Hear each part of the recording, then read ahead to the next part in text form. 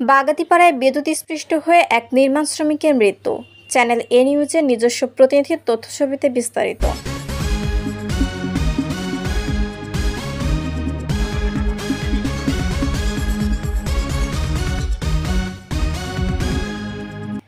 নাটোরের বাগাতিপাড়ায় বিদ্যুৎস্পৃষ্ট হয়ে ওসমান নামের ৩০ বছর বয়সী এক শ্রমিকের মৃত্যু হয়েছে। বৃহস্পতিবার ১৩ জুন দুপুরে বাগাতিপাড়া উপজেলার সদর ইউনিয়নের কাকফু মসজিদের সামনে আমিরুল ইসলামের বাড়িতে এই হৃদয় বিদারক দুর্ঘটনা ঘটে। নিহত ওসমান নাটোর সদর উপজেলার কাফুরিয়া ইউনিয়নের লোটাপাড়িয়া গ্রামের আলীর ছেলে। তিনি পেশায় একজন নির্মাণ শ্রমিক ছিলেন।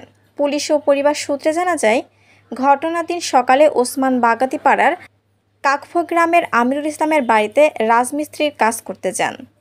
কাজ করতে করতে খুব গরম অনুভূত হলে ওই বাড়ির একটি ছোট টেবিল ফ্যান হাতে নিয়ে শরীরে ও মুখে বাতাস অনুভব করছিলেন।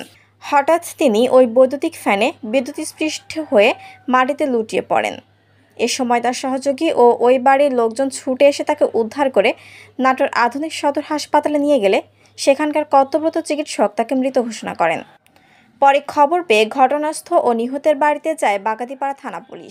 আমি পরে বললাম যে আপনি তো একলা করছেন, আমিও করি। পরে বললাম যে ভাই আপনি একটু বসেন, আমি কাজটা করে দিই।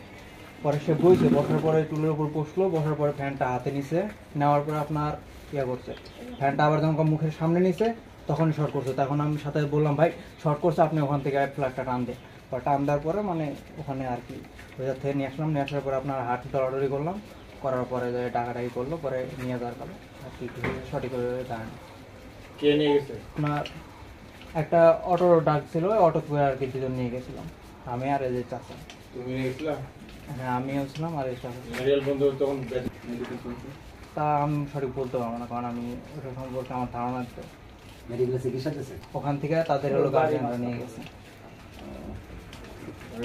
যখন বিদ্যুৎ ধরলো বুঝতে পারলে তখন কতটুকু সময় লাগছে তাকে ছাড়াইতে? বেশিক্ষণ সময় লাগে না, 1 মিনিটের মতো। পরিবারের উপার্জনক্ষম ব্যক্তির এমন আকস্মিক মৃত্যুতে ওই পরিবারের শোকের ছায়া নেমে এসেছে। নিহত ওসমানের 5 বছরের একটি কন্যা সন্তান রয়েছে বলে পরিবার সূত্রে জানা গেছে। বাগাতিপাড়া মডেল থানার অফিসার্স ইনচার্জ ওসি নানু খান ঘটনার সত্যতা নিশ্চিত করে জানান, ঘটনার খবর পেয়ে তিনি সহ সঙ্গীয় পুলিশ অফিসার্স ও ফোর্স নিয়ে ঘটনাস্থল পরিদর্শন করেছেন। নিহত ওসমানের পরিবার বা অন্য কারো কোনো অভিযোগ না থাকায় মরদেহটি সুরতহাল প্রতিবেদন তৈরি করে দাফনের অনুমতি দেওয়া হয়েছে। এই ঘটনায় থানায় একটি ইউডি মামলা রুজু করা হয়েছে বলেও জানান ওসি নানু খান। কাকফু গ্রামে রাজমিস্ত্রির কাজ করতে যেয়ে ইলেকট্রিক শক পেয়ে একজন লোক আহত হয়ে সদর হাসপাতালে গেছে। তো আমাদের কাছে সংবাদ আসলে সে প্রকৃতপক্ষে মারাই গেছে। তো ঘটনাস্থলে এসে জানতে পারলাম যে লোটাবাড়িয়া গ্রামের ওসমান, সে কাকফু গ্রামে আমিনুলের বাড়িতে রাজমিস্ত্রির কাজ করতে গেছিল। সেখানে ফ্যানে বাতাস নেওয়ার সময় ইলেকট্রিক শক আঘাতপ্রাপ্ত হয়ে সে সদর হাসপাতালে, সেখানে তার মৃত্যু হয়। তো এই ব্যাপারে আমরা একটা অপমৃত্যু মামলা, অভিযোগের সাপেক্ষে একটা অপমৃত্যু মামলা নেব এবং লাশ বিনা তদন্তে লাশ পাওয়ার আবেদন করলে তার ভাইয়ের জিম্মায় লাশ প্রদান করা হয়েছে। আপনার নাম?